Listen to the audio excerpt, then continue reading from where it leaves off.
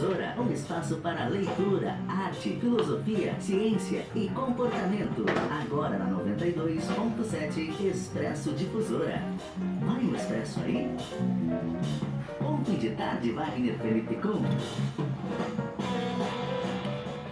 Bom fim de tarde a todos que nos acompanham pelas ondas do rádio da 92.7 FM, pelo aplicativo, pelo site da Difusora de Palmeira das Missões.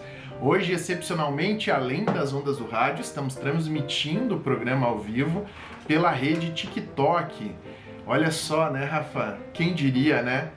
Que a gente, com essa idade toda, ia conseguir entrar nas redes das pessoas mais jovens. Então, se você quer ver nosso rostinho bonito, menos o do Rafa, né, que tá difícil, as cláusulas contratuais, ele não quer aparecer, apesar de muitos ouvintes terem clamado para que ele apareça nos vídeos que a gente grava e depois também coloca no YouTube. Tá difícil a contratação, o direito de imagem é muito mais caro que o da voz, mas a gente pode melhorar isso porque a gente sabe que agora no TikTok você tem como mandar presentes.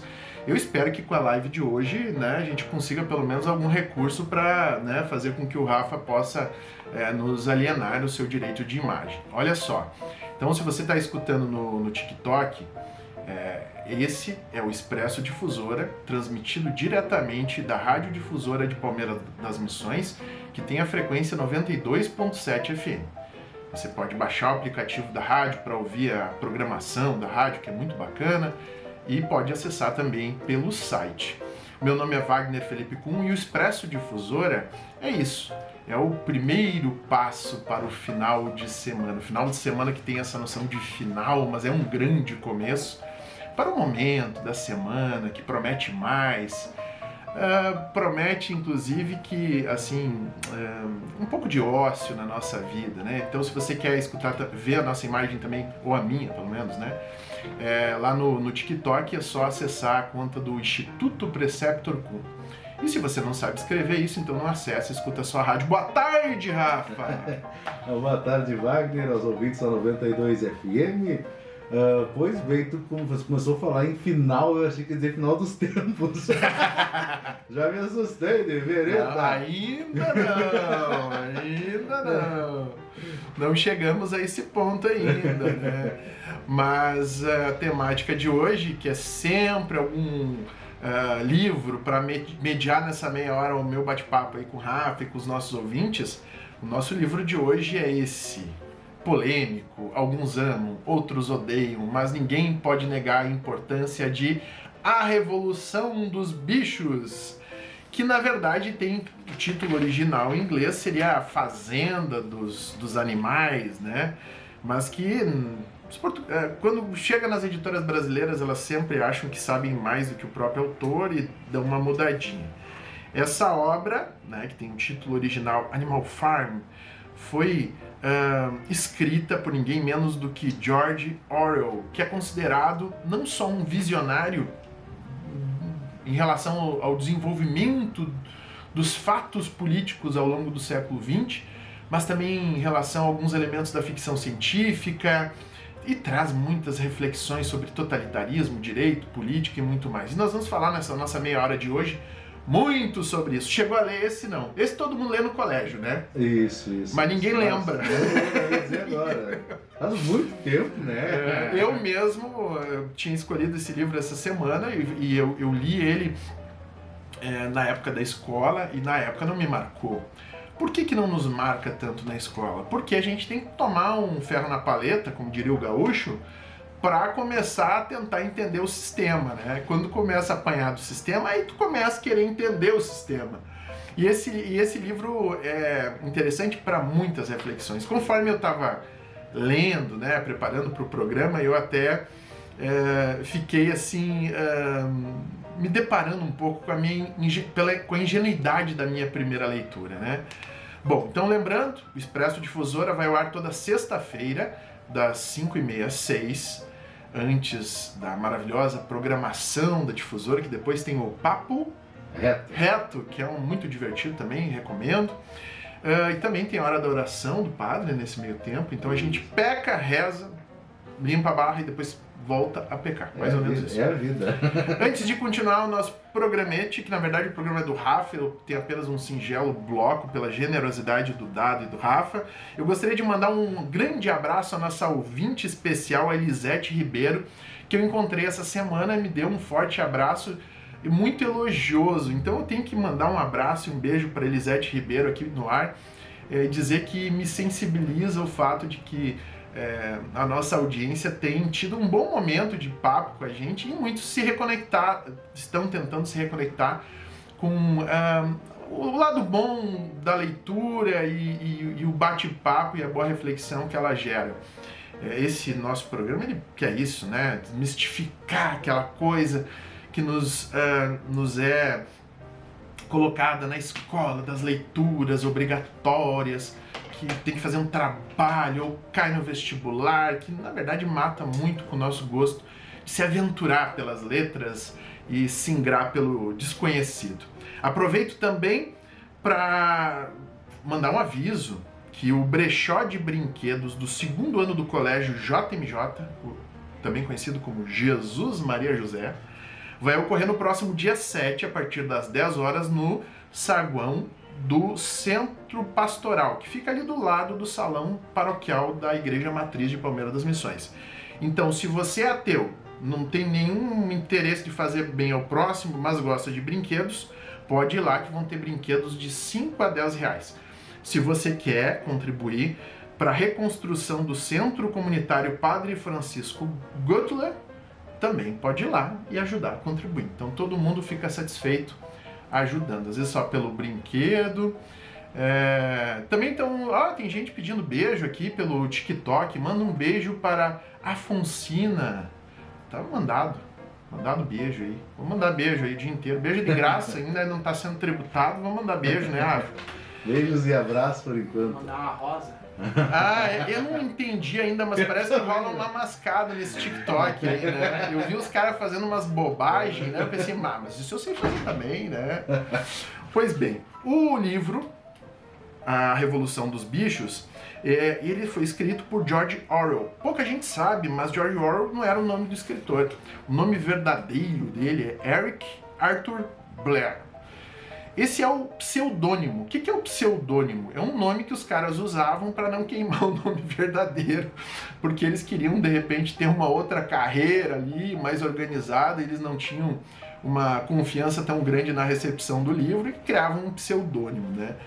Muitos grandes autores fizeram isso. Medo de ser represado, quem sabe, pelo modo de pensar. Às vezes tu é um cara, uma profissão diferente da literatura, né? E por hobby tu começa a escrever e fica aquela coisa, né? Tipo, o fulano escreveu um livro. É o mesmo caso do Lewis Carroll, né? Que usou esse pseudônimo. Ele era um matemático, era um cara até brilhante, e escreveu Alice no País das Maravilhas e depois Alice através do Espelho, que foi objeto de um dos programas que a gente fez aqui. Não queria queimar o nome acadêmico dele. Essa obra, o título original, como eu falei, Animal Farm, que seria Fazenda dos Animais, foi escrita em 1945. Hoje, em 2023, parece muito tranquilo alguém utilizar esse tipo de ferramenta, até didática e de certa forma cínica no sentido filosófico, né, dos grandes gregos, né, que seguiam essa tradição filosófica, mas que é irônica, que é ácida, que é alegórica. Hoje parece muito tranquilo, mas na época era um estilo de escrita revolucionário. E uma das primeiras coisas que a gente tem que citar é que o George Orwell consegue uma grande façanha, porque você conseguir tratar de um tema complexo, que seria a crítica ao que foi a revolução dentro da União Soviética, com essas alegorias maravilhosas de uma fazenda de animais que se revolta contra o dono da fazenda, é maravilhoso, é genial. A simplicidade na literatura é genial. Esse livro foi escrito, além disso, Rafa, em 1945, quando o Reino Unido, Inglaterra, todos os que a compõem, né, que compõem o Reino Unido, era aliado dos soviéticos, que tinham um inimigo comum, que era a Alemanha. né? Então, em 45 já tinha ali um processo de rendição, mas estava ainda efervescendo toda aquela discussão que permeou os anos 30 e 40 e a guerra e toda aquela bagunça toda que foi a Europa, né? Que foi completamente arrasada. E George Orwell foi um escritor, ele foi romancista, ensaísta, crítico, jornalista, ele foi muitas coisas. E ele teve obras de não ficção, né? Porque essas que a gente conta, né, em tese, faz uma construção alegórica, a gente chama de ficção, ainda que elas tenham muito de realidade. Mas ele teve obras de não ficção, que é aquelas que obras mais técnicas, assim, mais objetivas, menos conotativas e mais denotativas, mas a obra, tanto de não ficção quanto de ficção, ambas foram marcadas por essa característica, ter sempre uma grande crítica e preocupação social. Em 1937, portanto, antes da Revolução dos Bichos, ele escreve um livro chamado The Road to Wigan Pier, que é a estrada para o Pier de Wigan, onde ele fala sobre as condições miseráveis da classe trabalhadora de Lancashire e Yorkshire. Na Inglaterra, né, que hoje é essa explosão, né, de qualidade de vida, ela teve um período muito difícil nos anos 30. Toda a Europa sofria uma decorrência da queda da Bolsa em 29, era uma crise econômica muito grande. Ainda também sofria a decorrência da Primeira Guerra, que foi traumática, devastou as economias dos países da Europa. Então, ele tinha essa preocupação de ter um olhar para aquelas categorias, digamos assim, para aquela camada da sociedade que não tinha voz. E só para a gente lembrar, a Inglaterra, ela se diferenciava muito dos norte-americanos, por exemplo, no que diz respeito à sucessão, no que diz respeito à liberdade, né? Porque eles seguiram com o rei, com títulos de nobreza, com possessões que até hoje a família real tem, o direito de cobrar, né, valores a mais de pessoas que têm propriedades em alguma determinada região, né? O atual rei Charles viveu durante muito tempo, se não me engano era ducado da Cornualha, onde ele tinha direito a cobrar valores nas transferências de propriedade. Então isso aí fazia com que o cidadão inglês tivesse que bancar essa gente e sofria com as crises que pareciam nunca chegar naquela camada, né, a nata da sociedade, né? E aí nesse livro ele fala muito de como formou a consciência política através da observação. Ele teve uma formação até bem sólida. Ele nasceu na Índia Britânica, né, que hoje não faz mais parte da Inglaterra, mas como era filho de britânicos tradicionais e aquela era uma possessão britânica, ele era considerado cidadão britânico. Em 38 ele também escreve outro livro, também de não ficção, em homenagem à Catalunha.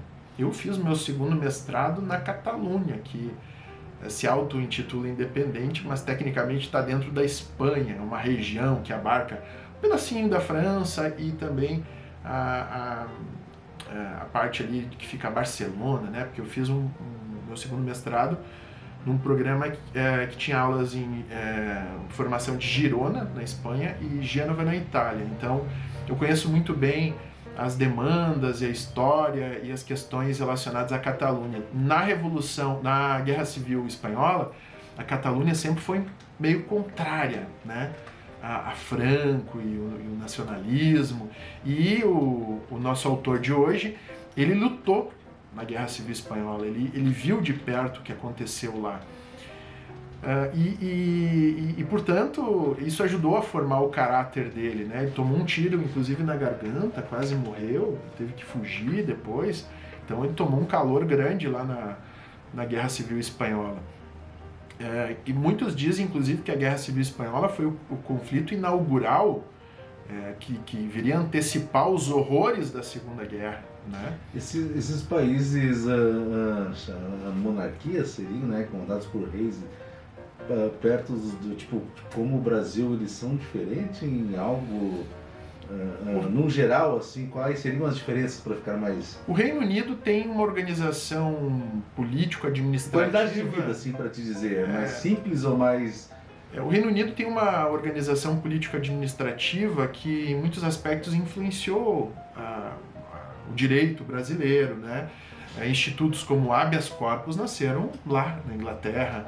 A ideia da Carta Magna de 1215, se não me falha a memória, inspirou o que viria a ser no futuro o movimento constitucionalista, que ganhou muito fôlego na França.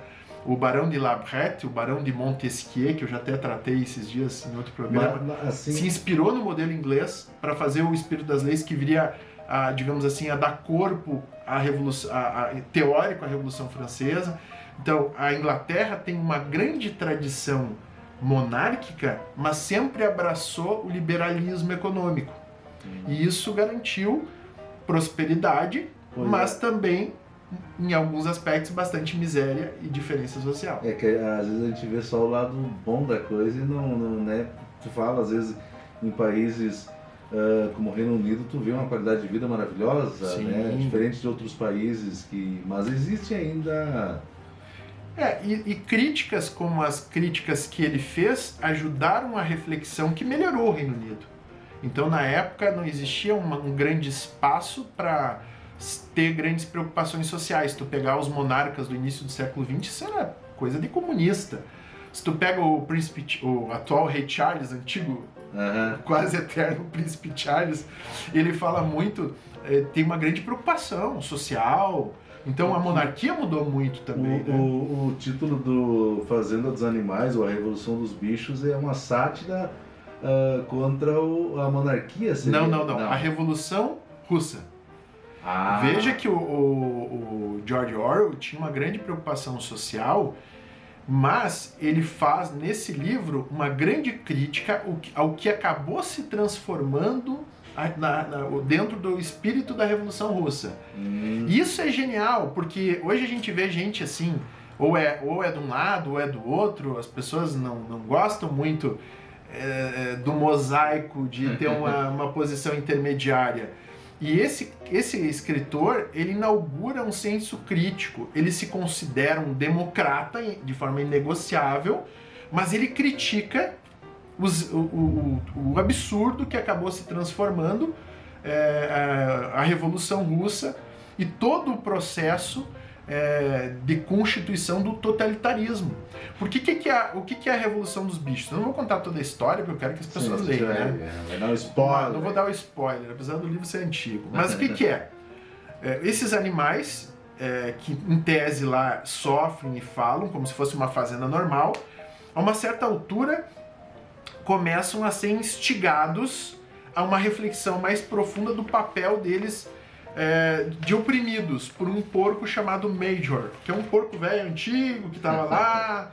Esse porcão tinha sido um porco premiado, então ele teve uma vida diferenciada de porco, poder viver mais.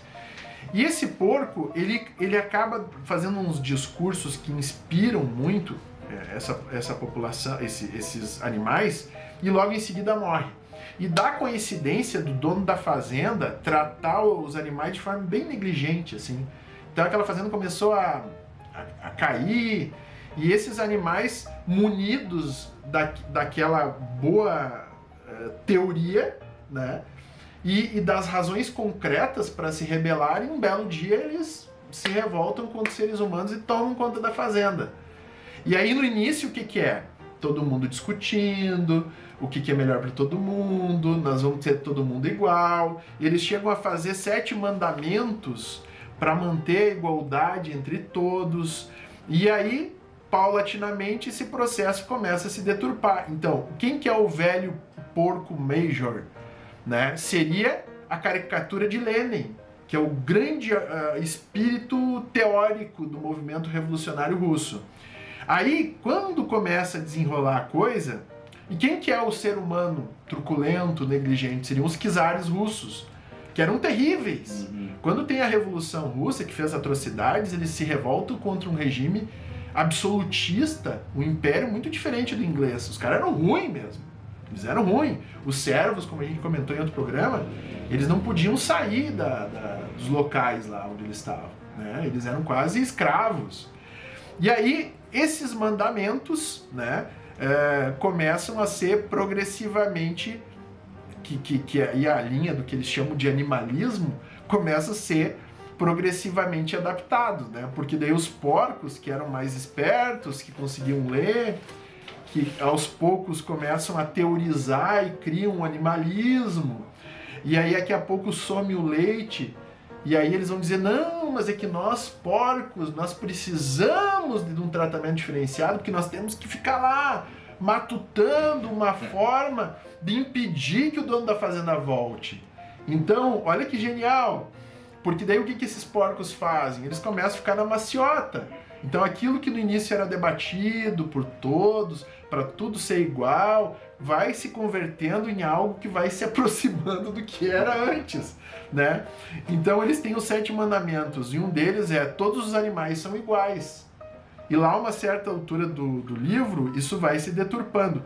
E aí tem todas essas figuras que sempre estão presentes nos sistemas totalitários. Por exemplo, um dos porcos é o Oscar. E o Oscar sempre explica tudo. Então, quando os animais começam a ver alguma coisa que não bate, ele diz assim, não, vejam bem, o nosso porco, né, líder, que acaba se construindo como porco Napoleão, ele passa a ser o líder, ele tem a razão dele, né?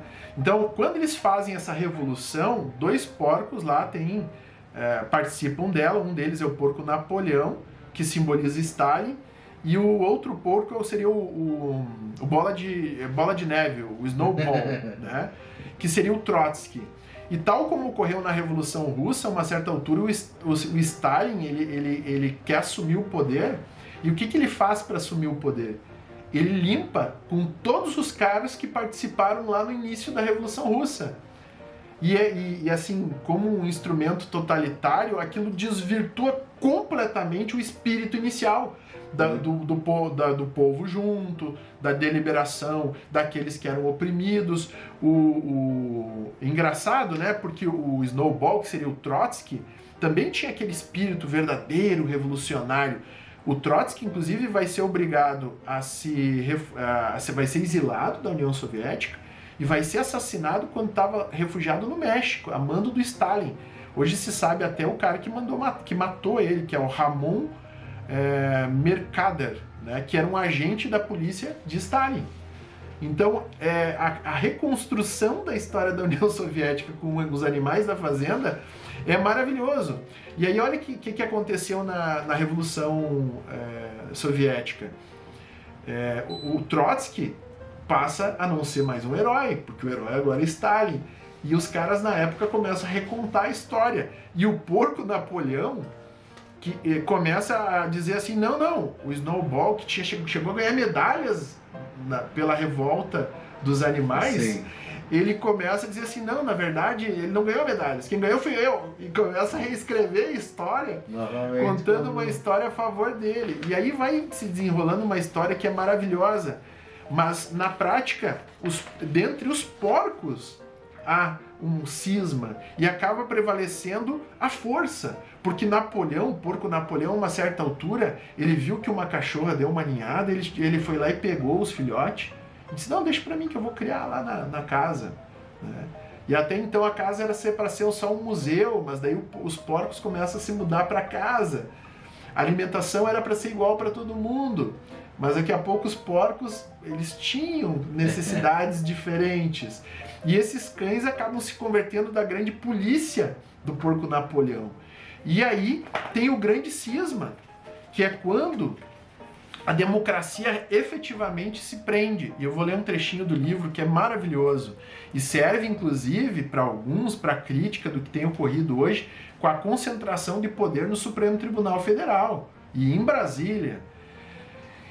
Abre aspas, ele anunciou que a partir daquele momento não seriam mais realizadas reuniões pelas manhãs de domingo, porque elas eram desnecessárias, uma total perda de tempo.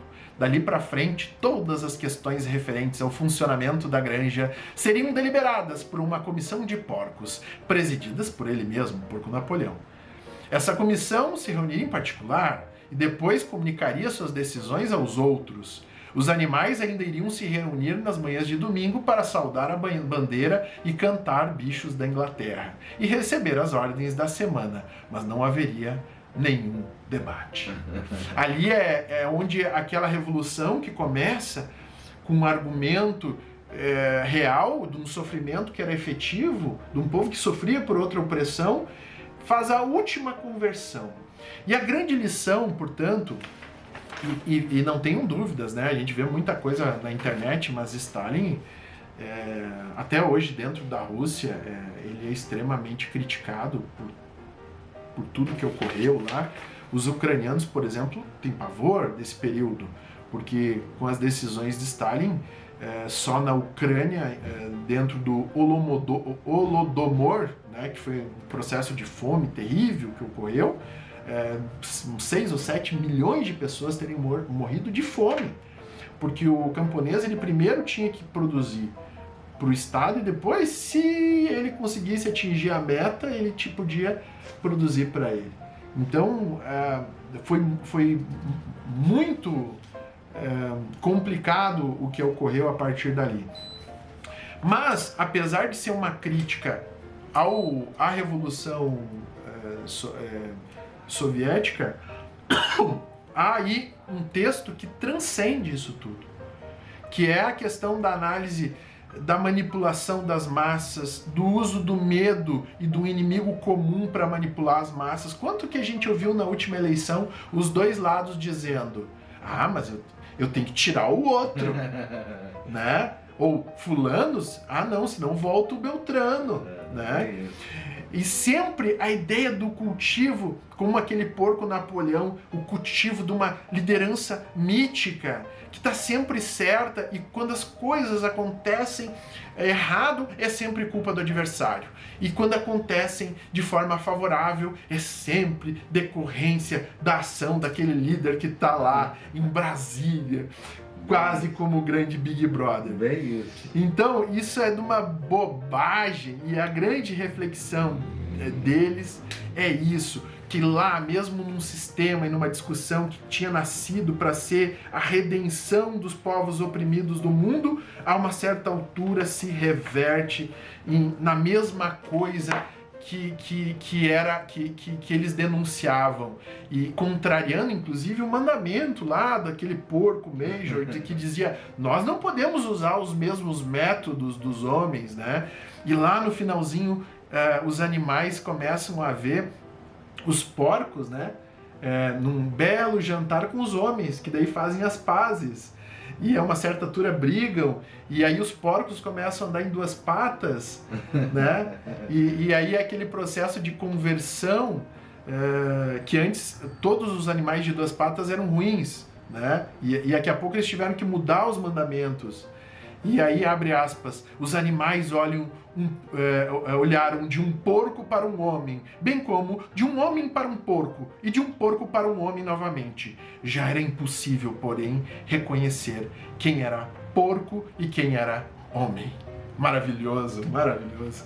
George Orwell, que também ficaria famoso por outro livro, 1984, que é um romance distópico de ficção científica que antecipa muito do processo de hipervigilância estatal que a gente vê hoje já em muitos países, o controle da opinião das pessoas, e antevendo muito antes da gente ter TikTok, rede social, YouTube, tudo isso, como os governos e os interesses políticos iam progressivamente utilizar isso tudo para fazer as massas ficarem controladinhas. Então, George Orwell é tão importante que muitas expressões dos livros deles viraram cultura pop, viraram outros livros, viraram peças, viraram filmes, viraram tudo. Há um programa, inclusive, chamado Big Brother hoje, porque esse Big Brother é o grande irmão que está lá no livro 1984, que é a grande mente que está por trás de tudo e vigia todos e influencia todos. E a sacada do programa, Rafa, eu estava vendo isso aqui e ia te perguntar sobre isso. A sacada do programa da Globo, Big Brother, não é só a competição, é como alguém que está de fora consegue influenciar quem está dentro. estressando, aí um vai pro quarto disso, quarto daquilo, um ganha aquilo, não ganha aquele outro. Você toda semana você precisa votar em alguém para sair, então você cria uma competição nas camadas inferiores para dominar. Deixar contra você ou você ser submisso a mim, eu virei o líder da semana e isso aí. E todo mundo faz o que o grande Big... Em 1984 ele publicou em 1949. Nem tinha tecnologia sobre isso. Mas tudo isso para falar que é um ótimo livro, vale a pena ler, é um livro curtinho, 100 e poucas páginas. Eu acho que ele está em domínio público, você acha lá no dominiopublico.br, e também muitas editoras têm versões bem baratinhas dele para vender. Vale a pena, algumas até hoje têm disponível isso em mercados, em postos de gasolina. Aproveite, é uma grande leitura, é uma grande reflexão não só de literatura, mas sobre democracia, sobre direitos, sobre liderança, sobre fake news, sobre a arte da manipulação das massas, sobre tudo que você quiser. E também, para aproveitar, gostaríamos de dizer que a Raíssa Amaral ganhou as canecas que havíamos feito na nossa promoção do livro O Duplo. Então ela botou lá no YouTube do Instituto, que é o Instituto Preceptor Kun lá no YouTube, uma caneca para mim e outra para meu duplo. E ela terá as canecas à sua disposição, nós vamos entrar em contato com ela por e-mail para poder retirar lá no Instituto Preceptor Kun. Se você quiser ter acesso aos outros programas, você pode entrar lá no YouTube, no Instituto Preceptor Kun, K-U-H-N, e ter acesso aos 18 programas da segunda temporada e de todos os da primeira temporada que a gente gravava. Só tem o áudio, infelizmente, mas são muito bons também. E eu acho que era isso. Dedicamos esse programa a todos os jornalistas, radialistas e livre-pensadores do Brasil que durante todo o tempo da construção da novíssima República, nos 35 anos que a Constituição fez ontem, foram sempre atentos para manter as críticas necessárias ao que não está bom, seja aquilo que está sendo feito por direita, esquerda, aquele outro, porque a grande lição, no fim das contas, da Revolução dos Bichos é essa. Só com vasta liberdade de opinião é que a gente consegue ter controle da sanha de concentração de poder dos governos, que infelizmente tem sido um caminho, seja por qual via que você vai, esquerda ou direita, sempre há uma tentação por aí, e a gente tem porcos Napoleão de esquerda e de direita no Brasil, tem para todo gosto, né? Não caiamos nisso tudo, né? De achar que a gente está ganhando alguma coisa pela bondade de um grande Big Brother. Um grande abraço, um excelente final de semana e até a próxima!